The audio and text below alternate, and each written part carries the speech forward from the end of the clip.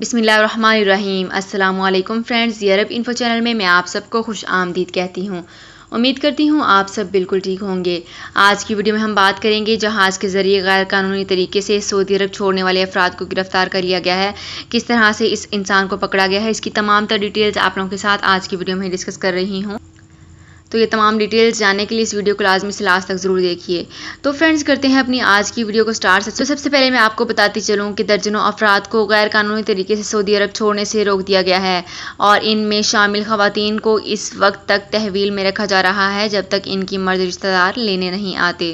बिल्कुल new update के मुताबिक आप लोगों के साथ बहुत ही इंपॉर्टेंट पॉइंट भी शेयर करना चाहूँगी कि शुमाली शहर मिर्ज़ा शरीफ से एक ग्रुप फ़्लाइट के ज़रिए मुल्क छोड़ने की कोशिश कर रहा था।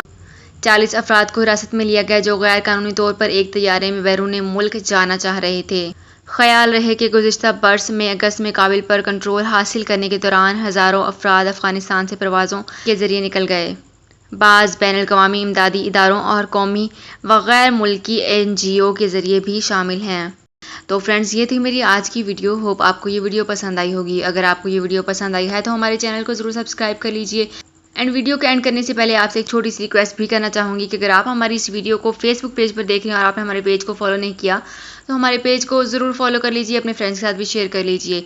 तो फ्रेंड्स, मिलते हैं एक नई वीडियो में एक बिल्कुल नई अपडेट के साथ। अपना बहुत ख्याल रखिएगा। अल्लाह हाफिज़।